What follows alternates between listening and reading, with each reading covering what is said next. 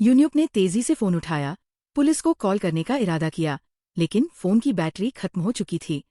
उसने जल्दी से चार्जर लगाया, आंखें अब भी उस आदमी पर टिकी हुईं। वह देखती रही जब वो हेलमेट वाला आदमी सामने वाली अपार्टमेंट बिल्डिंग में घुसा, और फिर उसको पूरी तरह हैरान कर देने वाला मोमेंट पड़ोसन के अपार्टमेंट के अंदर चला गया। भाग्य से उसका फोन चालू हो गया। बस इतनी बैटरी आ गई थी कि उसने तुरंत पुलिस को डायल कर लिया। जैसे ही वो बोल रही थी, खिड़की से उस रहस्यमय आदमी पर नजर रखते हुए उसने देखा कि पड़ोसन को कोई खतरा नहीं था। वह आदमी उसका पार्टनर था, उसका बॉयफ्रेंड। यून्यू पर एक सर्द एहसास की लहर दौड़ गई। शायद मैंने गलत इंसान पर इल्जाम लगा दिया। ये बहुत बड़ी गलती हो गई। गलती समझ आते ही उसने कॉल काटने का फैसला किया, लेकिन उसके दिमाग में एक सवाल बार बार उछल रहा था, जैसे पिंग पोंग की गेंद। आखिर क्यों उस आदमी के सिर पर सिर्फ वही एक एस लाइन थी, जो पड़ोसन से जुड़ी हुई थी, जैसे वे पहली बार मिले हों। घर के इतने करीब हुई इस अजीब घटना ने उसके पुराने आघात को जगा दिया। दर्दनाक यादें फिर से हिलोरे लेने लगीं। दक्षिण कोरिया की व्यस्त जिंदगी के बीच एक युवा लड़की, जो खुद को सबसे अलग थलग रखती थी, अचानक नीचे से आती कार की तेज हॉर्न से जग गई। उसने एक लंबी सांस ली और खिड़की पर चिपकाए गए कार्डबोर्ड के छोटे से छेद से बाहर झांका। नीचे एक कार खड़ी थी। उसके पास एक हाई स्कूल की छात्रा चल रही थी। कार से एक गहरी दमदार आवाज सुनाई दी। वो आदमी लड़की से कार में बैठने के लिए जोर दे रहा था। फिर उसकी नज़र सड़क के सामने वाले अपार्टमेंट में एक औरत पर पड़ी, जो बेफिक्र होकर सिगरेट पी रही थी। पड़ोसन ने उसे देखा और दोस्ताना मुस्कुराहट दी। संकोची स्वभाव वाली ये लड़की तुरंत पीछे हट गई। उसने जल्दी से कार्डबोर्ड को बंद कर दिया, बाहरी दुनिया से अपने छोटे से जुड़ाव को भी तोड़ते हुए। हमें पता चलता है कि ये शर्मीली लड़की असल में यून्यूक थी। उसके साथ एक अजीब घटना जुड़ी थी, एक अलौकिक बोझ जिससे वह बचपन से ही जूझ रही थी। ये अजीब समस्या जिसे वह अपने मन में एसलाइन कहती थी, एक लाल धागा था जो हर इंसान के सिर से निकलता था और उन सभी लोगों से जुड़ता था जिनके साथ उनका कोई गहरा रिश्ता रहा था। ज्यादातर लोगों के सिर से एक से ज्यादा लाल धागे निकलते थे, और यून्यूक अपने अजीब गुण की वजह से उन सभी को बिल्कुल साफ देख सकती थी। लेकिन ये असाधारण क्षमता कोई वरदान नहीं थी। ये एक बोझ था जिसके अपने भयानक नतीजे थे। यून्यूक को बचपन की एक घटना अभी भी साफ याद थी। जब वह बस एक छोटी सी बच्ची थी, एक ऐसी घटना हुई जिसने उसे अकेले रहने के रास्ते पर डाल दिया। उसकी मासूम पर गहरी नज़र ने देखा कि उसके पिता के सिर से कई लाल धागे निकल रहे थे। एक तो सीधा उसकी माँ से जुड़ा था, लेकिन बाकी डरावने तरीके से दूसरे लोगों की तरफ जा रहे थे। खासकर एक धागा सीधा उसकी आंटी से जुड़ा था, एक साफ लाल सबूत कि उसके पिता ने धोखा दिया था। उसने जो एक मासूम सी ड्राइंग बनाई थी, बस बच्चों जैसी सीधी सी बनावट जो उसने देखा, वही उसकी माँ के लिए तबाही लेकर आई। ये सच इतना कठोर और दर्दनाक था कि उसकी माँ का दिमाग पूरी तरह से फिर गया। दुखद परिणाम ये हुआ कि उसने अपने पति को चाकू मारकर मार डाला। एक बच्चे के तौर पर यून्यूक को लगा जैसे ये सारी उसी की गलती थी। उसने पीड़ा के साथ समझ लिया कि उसकी ये अनोखी शक्ति कोई वरदान नहीं, बल्कि एक अभिशाप थी। यही एक चीज थी जिससे वो हर कीमत पर छुटकारा पाना चाहती थी। उसने किसी न किसी तरह कई बार अपनी जिंदगी खत्म करने की कोशिश भी की थी, मगर हर बार जैसे किस्मत खुद या शायद ब्रह्मांड ही उसे मरने नहीं दे रहा था, वह किसी तरह बच जाती। इस भारी पड़ने वाली शक्ति से छुटकारा पाना उसके लिए नामुमकिन सा हो गया था। इस लगातार जीवित रहने के चक्र और उसके दर्दनाक अतीत ने आखिरकार उसमें एक नया कठोर संकल्प जगा दिया। वह इन रहस्यमय लाल धागों का असली मतलब जानेगी। वह उस शख्स को ढूंढेगी जिसने इन्हें बनाया। पता लगाएगी कि क्या इस दुनिया में कोई और भी है जो उसकी तरह इस तकलीफदेह सच को जानता है। और सबसे जरूरी, वह इस अभिशाप से आजाद होने का रास्ता खोजेगी। उसी दिन बाद में सामने वाली गली की पड़ोसन हे वॉन नाम की एक औरत ने खुशी खुशी यून्यूक के घर की घंटी बजाई। वह अभी-अभी यहाँ आकर बसी थी और पड़ोसी से मिलने की इच्छुक थी।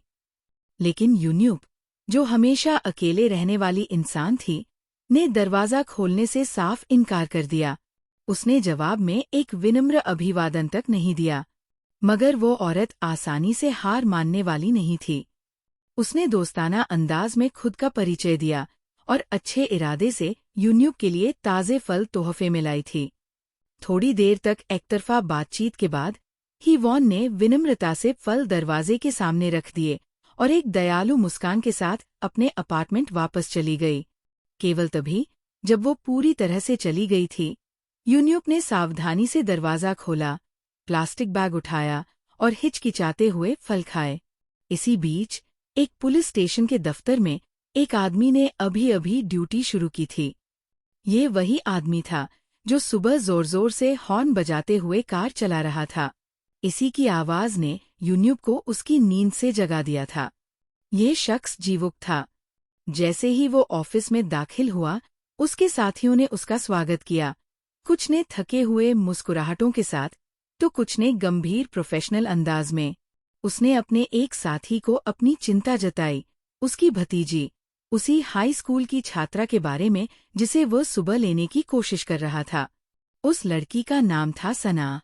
जीवुक, एक आकर्षक और खुशमिजाज आदमी होने के नाते, अपनी निजी जिंदगी में एक प्लेयर था। उसके पास एक सहज आकर्षण था जो औरतों को अपनी ओर खींच लेता था। यहाँ तक कि वह एक सहकर्मी, जो जल्द ही शादी करने वाली थी, के साथ भी छेड़खानी करने से बाज नहीं आया।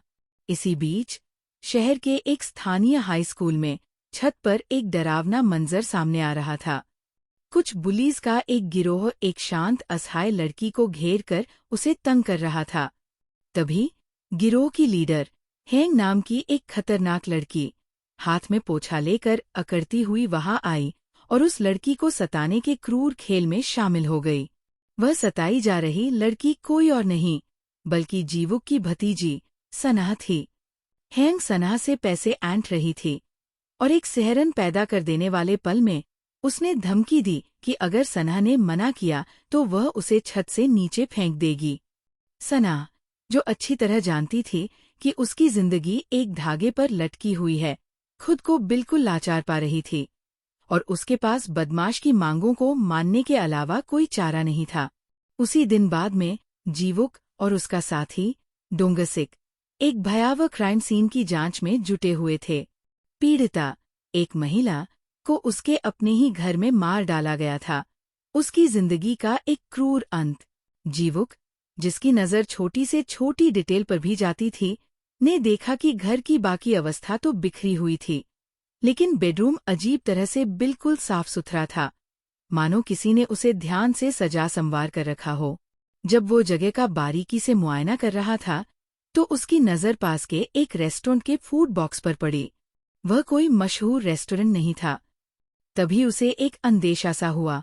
उसे लगा कि ये साधारण सा दिखने वाला रेस्टोरेंट ही इस हत्या के पीछे की गुत्थी सुलझाने की कुंजी हो सकता है, एक ऐसा सुराग जो सीधे हत्यारे तक ले जाए।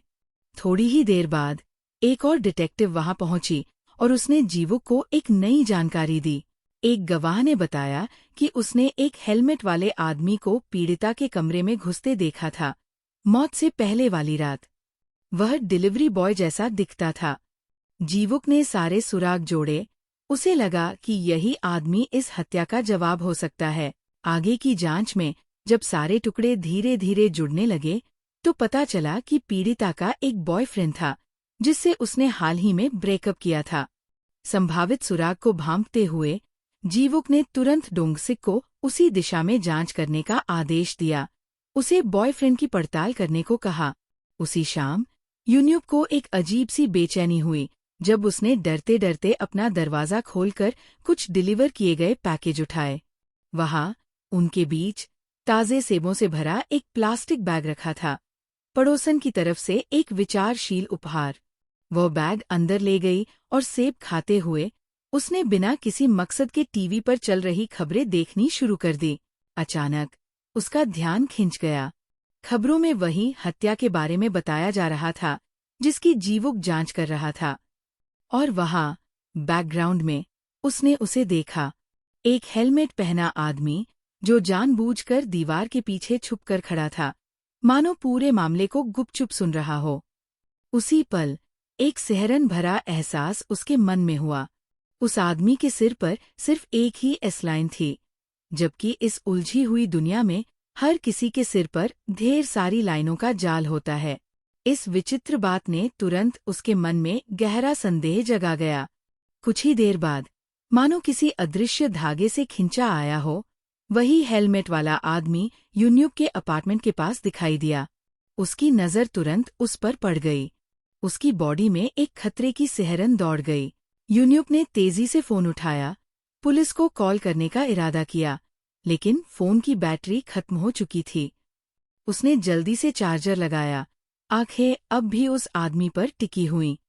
वह देखती रही जब वो हेलमेट वाला आदमी सामने वाली अपार्टमेंट बिल्डिंग में घुसा, और फिर उसको पूरी तरह हैरान कर देने वाला मोमेंट पड़ोसन के अपार्टमेंट के अंदर चला गया। भाग्य से उसका फोन चालू हो गया। बस इतनी बैटरी आ गई थी कि उसने तुरंत पुलिस को डायल कर लिया। जैसे ही वो बोल रही थी, खिड़की से उस रहस्यमय आदमी पर नजर रखते हुए उसने देखा कि पड़ोसन को कोई खतरा नहीं था। वह आदमी उसका पार्टनर था, उसका बॉयफ्रेंड। यून्यूक पर एक सर्द एहसास की लहर दौड़ गई। शायद मैंने गलत इंसान पर इल्जाम लगा दिया।